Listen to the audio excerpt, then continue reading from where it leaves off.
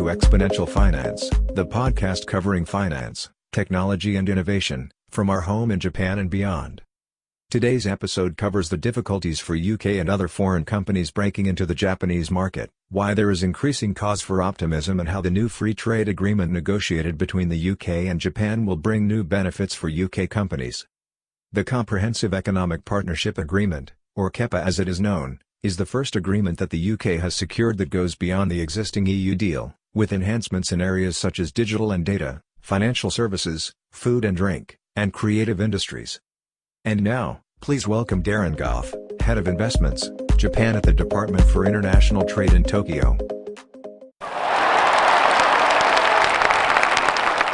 Good morning, Darren. How are you? Good morning, Norbert. Thanks very much for having me. I'm very good. Nice, brisk, sunny autumn morning in Japan. The best time of the year, really. Absolutely. Get past the typhoon season, get past the rainy season, and you're into a nice, clear, sunny autumn. So always my favorite time in Japan too. We met a few weeks ago when we held an investor bridge between London and Tokyo. It was primarily, I would say, London or UK-based investors, and we learned a lot about how they are viewing Japan. In your role as the head of investments at DIT, you also see both sides of the equation. So your primary focus is on helping the UK attract investment, but obviously then you're helping also UK companies entering the Japanese market. There's lots to talk about, no less the trade agreement that was concluded now it's 3 weeks ago. Yeah, with the Secretary of State coming out to Japan and signing the trade agreement. And so really positive news there. That was actually the first trade agreement for the UK. Yeah, it's the first that's been concluded by the UK, and it was done in record time. One of the fastest, if not the fastest, trade agreement to be agreed in history. So hugely positive, I think. Which intuitively, the fastest agreement jointly signed with a country like Japan that isn't necessarily known to move very quickly, came a bit as a surprise, I think, for many people. What is feedback that was received since then? Yeah, so I think the feedback's been really positive. There seems to be a lot of excitement on both sides. So excitement from UK businesses to explore a new market, excitement from Japanese businesses to increase the commercial links. There's been a lot of success on both sides over the past few years with increasing commercial links and stronger partnerships between UK businesses and Japanese businesses. If we look at the likes of Ocado, the online grocery store, which signed a deal last year with Aeon, focused on using its AI and robotics in Aeon's warehouses in Japan. That's just one example of the increasing strength of the relationship. With the FTA, which has an ambitious new digital chapter, that's one of the more ambitious elements of the FTA between Japan and the UK. That gives some even greater opportunities for both Japanese investment into the UK and UK companies coming out to Japan to export and also set up in this market. So I think it should be hugely positive. And then now we're going through a process with Tech UK and JATA and other interested bodies and companies to see how we can really support businesses on both sides to really make the most of it and maximize the benefits. It should be a bright future, I think. I wanted to ask, what is the difference between the previous EU-Japan agreement and now the UK agreement? You alluded to that a bit with the digital chapter. Can you elaborate on what it includes a bit more, please? Obviously, a lot of elements are quite similar to the EPA between Japan and the EU, but there are some areas where the UK-Japan FTA is more ambitious, where there are some slight differences which should prove advantageous to businesses on both sides. So the digital chapter was the one I pointed out, and areas there about kind of strengthening protocols in data sharing, strengthening protocols in data localization, those kinds of aspects, and a new focus on e-commerce as well. Those areas should be really positive. So I think, for example, where UK companies are looking to come out to Japan and set up, especially UK tech companies, scale-ups, Fintech companies, etc., the proposals on data localization should be quite useful for them and should allow them to avoid costs and some of the regulations that would be there otherwise. So obviously, Fintech is a particular strength in the tech sector, in the startup sector in the UK. How big is that opportunity for mutual collaboration between Japanese and UK companies? Yeah, it's really significant on both sides. So the fintech sector in the UK was worth around £7 billion last year. And there's about 2,000 fintech companies in the UK. And some projections say that that's going to double by 2030. So it's a big sector. and it's one of the global leading fintech sectors. If I view this from a UK company's lens, then actually Japan, again, is a global financial center. It has huge mega banks. It has a big population. But Japan perhaps is a little bit behind the US and the UK and some other European nations in terms of its development of scale-up companies. For UK scale-up companies to actually come to Japan and to support the big Japanese blue chips, the Japanese mega banks, to digitize better, to have a stronger, more radical, more modern interface with customers, and in terms of B2B working, it's a great opportunity for UK scale-ups. It's not always an easy market to break into, the Japanese market, but I think the opportunity is certainly there. And the one thing we always say to UK companies is you can't come to Japan just once a year on a trade mission. You need to spend your time in Japan. You need to invest in relationships, build relationships, have a presence on the ground, invest time in terms of kind of shaping your relationship with Japan. And if you do that, there are some big opportunities here. There's obviously collaboration between all the DIT offices that are across Asia. There's a little bit of healthy competition as well when you have, say, a fintech startup looking at an entry to Asia overall. And the key question is always Singapore, Hong Kong, or Japan first. Where do I go? And you're fighting a bit harder for that being Tokyo in the future. We describe areas of difficulty in terms of companies setting up in different markets as market access barriers. And I think there are market access barriers in the Japanese market. We're working quite closely with the Japanese authorities. So there's a really good cooperation between the City of London and Tokyo Metropolitan Government, and a real focus from Tokyo Metropolitan Government on making Tokyo a better place for financial companies to do business. There are still some examples, quite hard to get banking licenses. If you're a smaller company, the capital requirements can be quite stringent, and it can make it quite hard for scale-up companies to break into the Japanese market. Up till recently, there was a 1 million yen transfer cap on foreign companies that wanted to make transfers of cash and capital into Japan or help other companies to do so.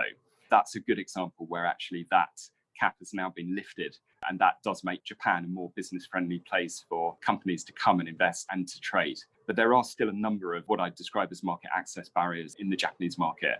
And as the authorities start to release some of those and make it a bit easier for foreign companies to break into the Japanese market, I think that will improve Tokyo's competitiveness compared with Singapore and Hong Kong. Still a little way to go, though. Interesting enough, just on Friday, there was the FSA announcement that they are forming an English-speaking team now to deal with applications in the asset management industry in particular, but their 2021 plan certainly includes more English language communication across the board and will also then hopefully eventually extend to the fintech sector. Although you're absolutely right, and I agree with that, and the community across all the chambers of commerce has been vocal across the other barriers to entry, primarily taxation, which is a national government issue rather than a regulatory issue, of course. So a little more work to be done. I've met Revolut when they came to Japan first, which literally was 3 years ago for the very first steps. And clearly it's one of the, if not the most successful, at least most highly valued UK fintech startups. And even for them, it took 3 years to be fully up and running. And there might have been some twists and turns in terms of the expectations. But for any startup, 3 years is a very long time. Absolutely. So that whole ability to kind of set up quickly in a country, the hard barriers, which are perhaps the regulatory barriers, one of which I've mentioned already in terms of licenses, but then some softer barriers in terms of it's quite hard sometimes to recruit bilingual staff. In Tokyo, there's some points about taxation that you've mentioned, which sometimes makes it hard to attract expats, and expats might find it more comfortable to be in Hong Kong or Singapore. So there's softer barriers and harder barriers. What's really positive is that Tokyo Metropolitan Government, Governor Koike, is very much showcasing Tokyo as a global financial center and looking to improve things. And then also you've got initiatives by the METI and other departments within Japanese central government that's also very much looking at how do we improve the Japanese startup and scale-up system. You've got initiatives like the J Startup program, where METI have taken Japan's 100, 150 best, most promising scale-up companies and is looking to support those companies to get up to unicorn status. Because one of the issues Japan's had, I think, is a lack of companies coming through to become unicorns. The numbers of Japanese unicorns can be counted almost on one hand or at most two hands. Development needs to happen there in terms of improving the Japanese scale-up system too. If you compare the UK startup scale-up system with the Japanese one and the results succinctly described just now, where do you see the cause for this big difference in terms of the phase of development, the phase of maturity we're finding ourselves in here in Japan? There's almost perhaps three things which Japan needs to look to address and is actually looking to address at the moment. So one is perhaps a lack of liquidity. So a lack of VC finance, a lack of angel investment in its domestic startup and scale-up community. The second point is perhaps a number of Japanese companies, a high proportion of Japanese scale-ups, are very domestically focused. So they're not thinking about going global, or they're a little bit daunted by the opportunity to go global. And that actually means that their growth prospects from the start are quite limited. Whereas if they were more willing to take that global step, they'd be able to grow much more quickly. And then the third is perhaps culture of entrepreneurs, which is there in Japan, but it's a bit hidden. And maybe there's some cultural elements of working for a big company and having a job for life and wanting to get that stability, which is something that people feel they need to do, and which is something sometimes the parents-in-law push people to do. Those three things need to change. And if I compare Japan to the UK, I would say actually VC investment is at record levels in the UK. And I think investment into Fintech overtook New York and London very recently. There's record levels of VC investment into the UK. Then points about companies come to the UK, set up in London, and then use London as a way, as a hub from which they can expand globally. And even, some Japanese companies actually set up in London, set up in level 39. Draming is a good example of a Fukuoka-based company that set up in level 39, set up in London, and now is expanding to other regions like India from their base in London. So that more ambition. And one of the things we're trying to do in the embassy is trying to get some Japanese startups and scale-ups to set up in the UK, provide them with appropriate support, and help them to use the UK as a base to break into Europe and to expand more globally.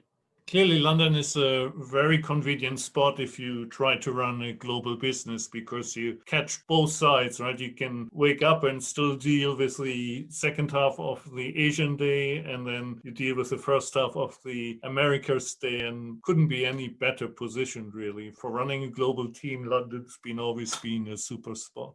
Yeah, so I think we've got the benefit of the time zone. The language, using English is an advantage for foreign companies. And I guess the other thing that's been quite helpful over recent years is just having London as a financial centre, but then having the technology scene developing in Shoreditch in East London, and then having the regulator, the Financial Conduct Authority, also in London, and having the regulator, the financial hub and the tech hub all in the same city. And you can literally walk from the city of London to Shoreditch and vice versa on foot. So everything's very well connected, and there's lots of opportunities for innovation to develop and collaboration, which is positive and is a big attracting point for US investors and Japanese investors. Since you mentioned the regulator, one thing I particularly like about the FCA has always been the sandbox, where the FCA has really been leading among international regulators, but then also focused on bringing together international regulators in this Global Financial Innovation Network, or GFIN. But also just recently, they announced the concept of the global or international sandbox. So you have now 13 or so regulators, I think it's probably more, that are partnering up. And so with one application, you can pick which ones you take part on. And that's really led and driven by the FCA. And the pet peeve on the flip side is that neither the BOJ nor the FSA are unfortunately part of that. So if they were, there would be a different level access to the Japanese market again. Yeah, I think that regulatory innovation across borders, which, as you say, Norbert, has been led by the UK FCA, is really important. And it can lead to companies that can just showcase their innovation and really move it forward at a very fast rate. So while Japan hasn't quite moved its way into joining that new initiative so far, they're developing their own regulatory sandbox here. And we've had some really good conversations with the Japanese regulatory authorities about moving that forwards. So I think there are open minds here in terms of how that can be taken forward. I'm hopeful that that will increase in pace in the coming years and really give some good opportunities both to Japanese scale-ups, but also to UK and European scale-ups in coming into the Japanese market. So you're pretty optimistic there for Japan model to follow, basically. One cause for optimism is probably some of the changes we've seen during the course of the pandemic, which globally has led to an acceleration in technology. We've seen that in Japan as well. So I guess one of the other issues in Japan in terms of lack of digitalization is perhaps in the culture, the consumer culture, but also the business culture, a reluctance to move away from going shopping with wads of 10,000 yen notes, a real cash economy rather than a digital economy. COVID's meant that both banks and consumers realised that hasn't been feasible. So there've been more people opening online banking accounts. Companies have moved away from their reliance on having the Hanko stamp being required for paper transactions towards more online approvals for contracts. And e-commerce has also boomed in Japan, with shares in companies like Rakuten and telecoms companies like NTT and KDDI really picking up. There were probably a number of blockers in the way of digitalization. And I think the pandemic and COVID-19 has probably helped in a way to get rid of some of those blockers. And that might mean that actually Japan digitizes more quickly and more people do online banking. There's a faster uptake of Fintech, and that creates more opportunities. So that does give me cause for optimism. Japan, by its nature, is fairly conservative. That does bring some advantages as well as some disadvantages. The conservative nature perhaps of Japan's banks and pension funds might mean that they are actually in a better position to weather the COVID-19 storm than some of their peers in other countries. So there's probably pros and cons. But I think one of the big pros for Japan is COVID-19 will lead to an acceleration in the adoption of technology in Tokyo and other cities. And also to extend on that, you can see it as a positive, which of course has to be proven, is a late adopter status sometimes can help you if it allows you to skip one generation of the technology. And to some extent, I compared it to India skipping fixed line telephony and going straight to mobile, for example. Some of the early digital models that people have been experimented with and that maybe were still relatively heavy, if you now decide as Japan Inc. that you're going the digital route, the technologies that are available compared to maybe 6 to 8 years ago offer fundamentally better capabilities and a much more efficient footprint as well. And so like the Okada example with Aeon that you gave, we had more of these where it really, maybe not even like a one generation leap, but a 2 or 3 generation leap that can be generated. It actually wouldn't take that long to catch up, probably. Japan has so many strengths in technology in the blue chip companies that they have, the likes of Sony and Fujitsu and NEC and NTT, that actually, if it does make that clear decision that now it's going to move very quickly. And I think there are some signs of that with the new digital agency have been being set up by the new Prime Minister, Mr. Suga, recently, that it may go that way. Then I think, as you say, they could skip a generation and kind of move very quickly towards adoption of digital technologies. When they do so, that will open up opportunities for dynamic companies in the US and Europe, and in particular in the UK. And as well as the Okada example, we've also seen a UK company called Doddle working with Yamato Holdings, a logistics company, recently to focus on supporting software development in the use of logistics to make it more efficient and allow them to carry out their delivery business in a more efficient way. Hopefully this will lead to more openness and, as you say, a real opportunity to perhaps skip a generation and move straight to cutting edge technologies. Love the examples you have because they're really positive from a particularly aspect for me. Being in Japan for over 20 years now on and off, often what you've seen is that Japanese go a bit out to the edge. They figure out what's there, what foreign companies can offer, but then settle for a Japanese solution, which inherently is much more domestic and limited.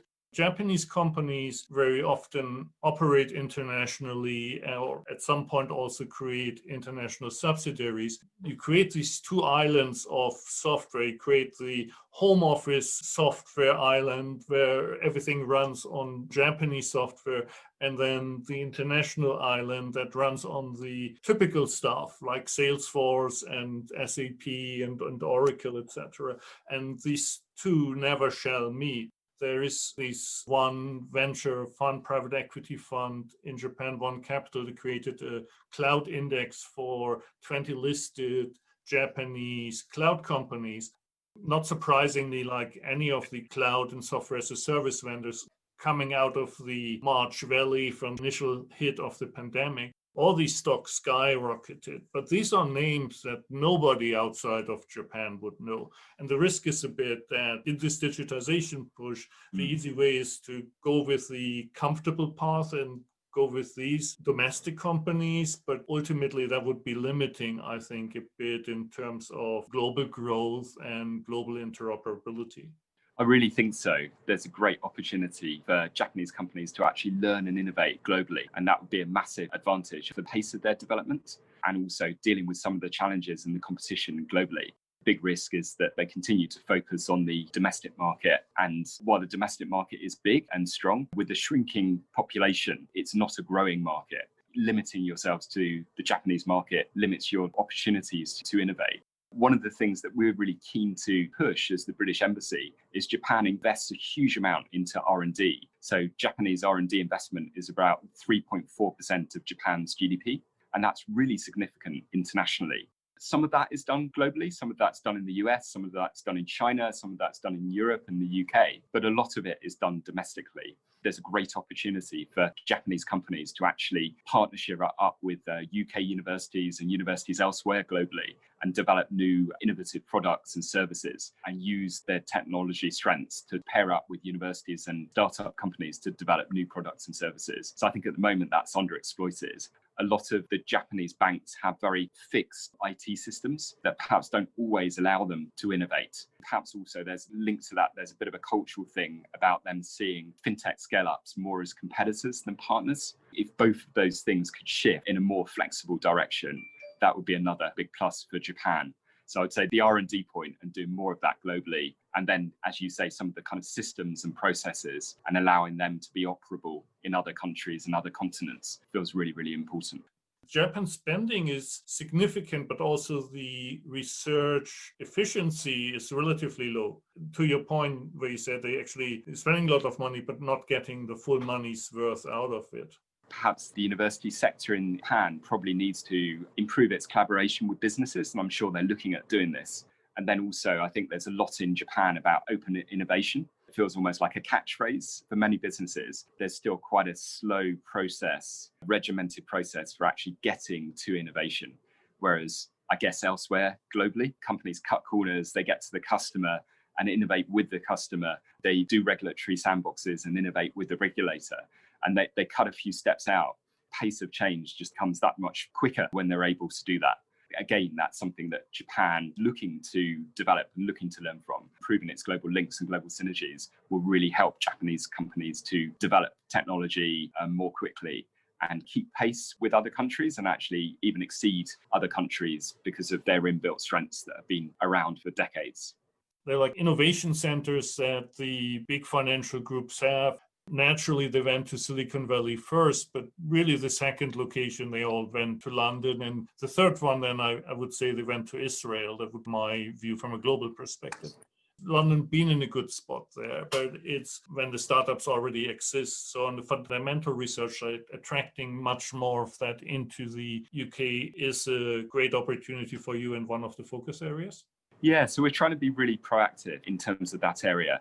The UK government published its R&D roadmap a few months ago, and that was really looking at how we built on our strengths and really trying to position the UK as an R&D superpower. And we're massive increasing government investment into R&D, up to £22 billion per annum in the near future. And linked through to that, what we're trying to do in the embassy is work with big Japanese companies, find out what their growth potential is in terms of R&D and what areas they're looking to focus on in terms of their innovation. And then look at the entire UK R&D ecosystem and the key universities and identify faculties in those universities, whether it's University of Cambridge, UCL, Imperial or Oxford or Edinburgh or Belfast. And if we find a strength, so UCL, for example, is very good at AI and has an AI centre, can we link up that AI centre with one of the big Japanese blue chips, introduce some of the professors from that AI centre to the Japanese blue chip and see if they can forge an R&D partnership? We've had a couple of missions out over the past couple of years.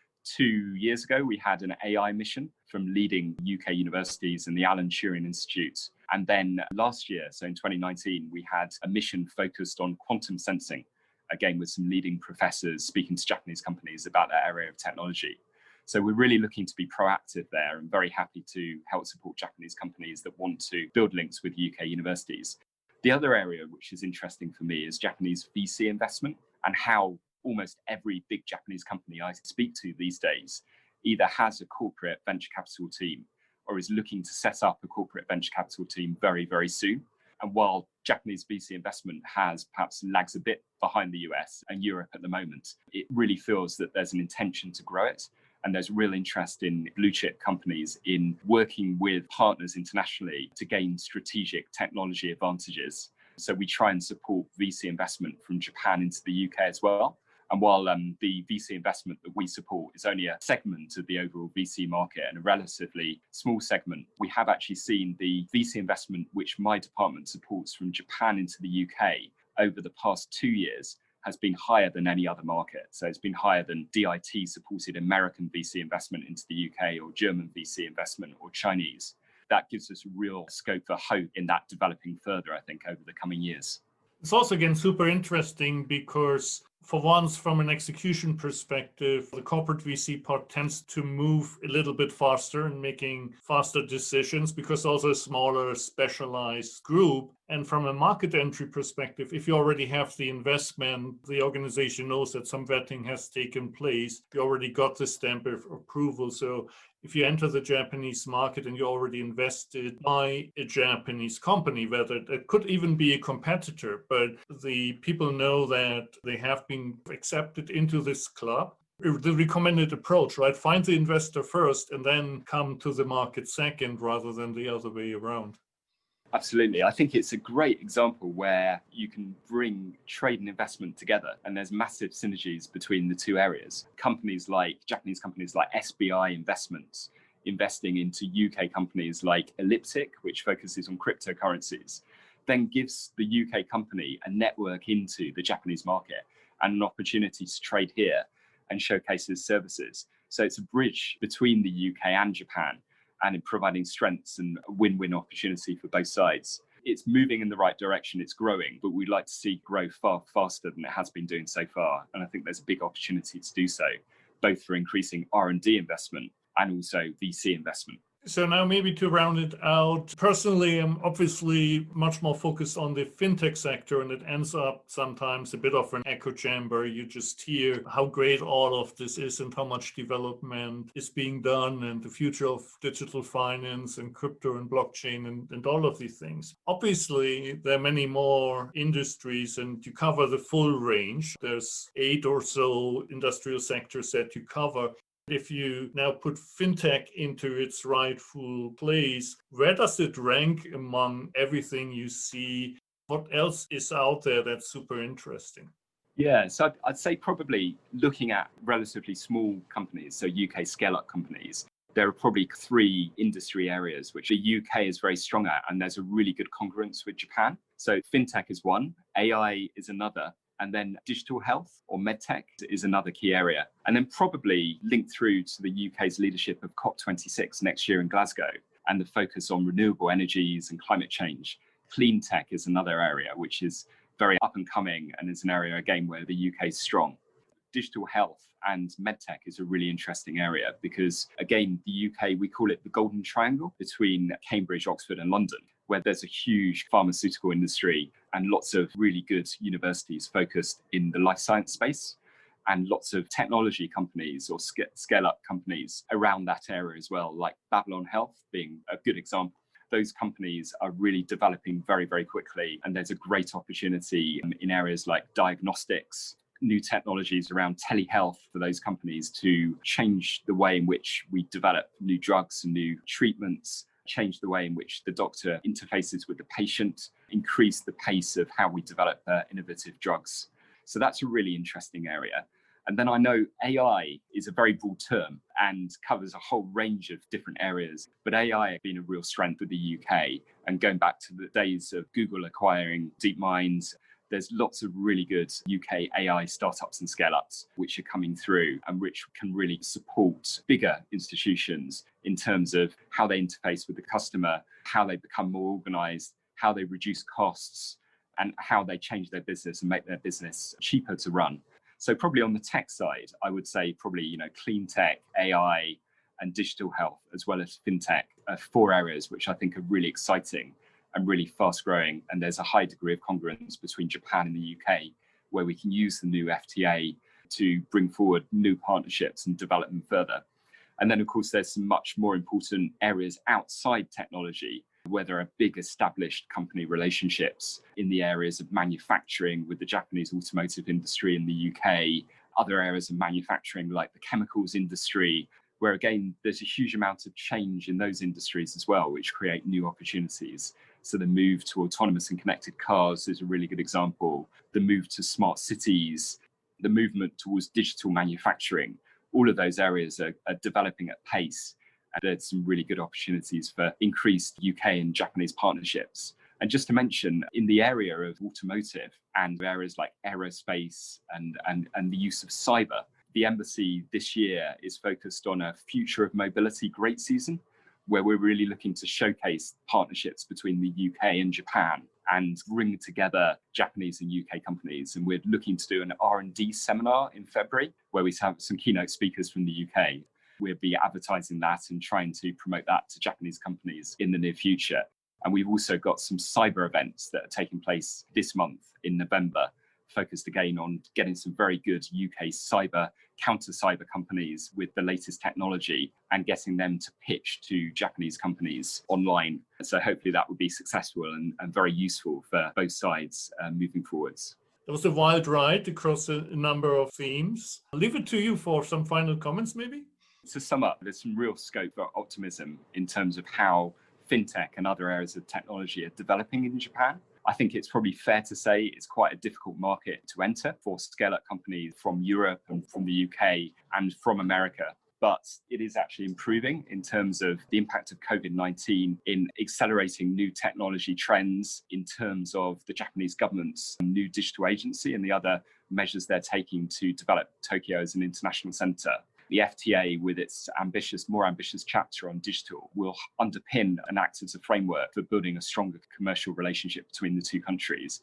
And I just really hope that we see more partnerships created between Japan and Europe and Japan and the UK in areas like R&D and VC investment as well. So I think some real causes for optimism. Not easy at the moment, but hopefully it will develop quickly moving forwards over the next few years. But thanks very much for your time today. Thank you very much, and thank you for sharing your thoughts. When we had the call a few weeks ago, quite a few people on that bridge, so it's always hard to get into more depth. And so I'm very grateful that we had the opportunity to dive into all these topics a bit further. It was a fantastic conversation. Thank you, Darren. Brilliant. Thank you.